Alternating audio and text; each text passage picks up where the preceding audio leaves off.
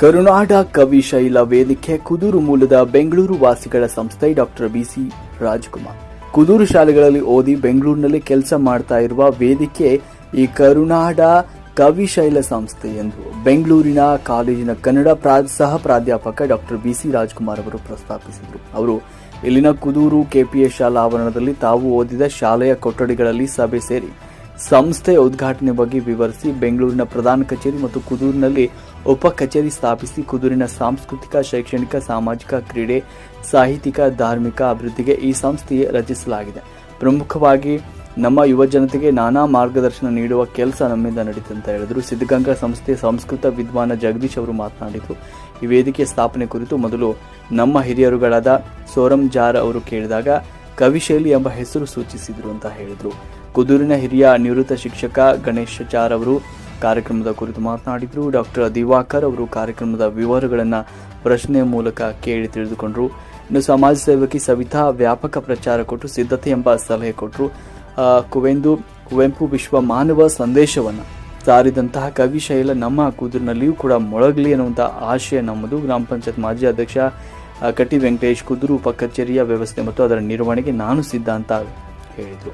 ಈ ಕಾರ್ಯಕ್ರಮದ ವೇಳೆಯಲ್ಲಿ ಬೆಂಗಳೂರಿನ ರಾಮಕೃಷ್ಣ, ಕೆಎಂ ಗೋವಿಂದ, ಕೆಪಿಎಸ್ ಪದಾಧಿಕಾರಿ ಪದ್ಮನಾಭ, ಮುಖ್ಯ ಶಿಕ್ಷಕಿ ವಿಜಯಲಕ್ಷ್ಮಿ ಪ್ರಮುಖವಾಗಿ ಸಹಕರಿಸಿದರು. ಇನ್ನು ತಿಪ್ಪಸಂದ್ರ, ಹರೀಶ್, ವಜ್ರ ವಿಜಯ್ ಈ ಸಂದರ್ಭದಲ್ಲಿ ಇದ್ದರು. ಈ ಸಂದರ್ಭದಲ್ಲಿ ಉದ್ಯಮಿ ಅರಸಿನಕುಂಟೆ ಗೋವಿಂದರಾಜು ಅವರು ಕೂಡ ಶುಭ ಕೋರಿದರು. ಗುರು ಬ್ರಹ್ಮ ಗುರು ವಿಷ್ಣು ಗುರು ದೇವೋ ಮಹೇಶ್ವರ ಗುರು ಸಾಕ್ಷಾತ್ ಪರಂ ಬ್ರಹ್ಮ ತಸ್ಮೈ ಶ್ರೀ ಗುರವೇ ನಮಃ. ಎಲ್ಲರಿಗೂ ನಮಸ್ಕಾರ. ನನ್ನ ಪರಿಚಯ ಇರ್ತಕ್ಕಂಥವ್ರಿಗೆಲ್ಲ ಇದೆ. ಅದು ಡಾಕ್ಟರ್ ಬಿ ಸಿ ರಾಜ್ಕುಮಾರ್ ಅಂತ ವಿಜಯ ಕಾಲೇಜಲ್ಲಿ ಕನ್ನಡ ಸಹ ಪ್ರಾಧ್ಯಾಪಕನಾಗಿ ಕೆಲಸ ಮಾಡ್ತಾ ಇದ್ದೀನಿ. ಹಿಂದೆ ಇದೇ ಶಾಲೆಯಲ್ಲಿ ನಾವು PUC ವರೆಗೆ ಅಧ್ಯಯನವನ್ನು ಮಾಡಿ ನಂತರ ತುಮಕೂರು ಕಲಾ ಕಾಲೇಜಿಗೆ ಅಧ್ಯಯನಕ್ಕೆ ನಾವು ಹೊರಟು. ಹಾಗಾಗಿ ಈ ಶಾಲೆಯ ಜೊತೆ ನಮಗೆ ಒಡನಾಟ ದೊಡ್ಡ ಮಟ್ಟದ್ದು ಅನ್ನೋದನ್ನು ನಾನು ಈ ಸಂದರ್ಭದಲ್ಲಿ ನೆನಪಿಸ್ಕೊಳ್ಳೋದಕ್ಕೆ ಇಷ್ಟಪಡ್ತೇನೆ.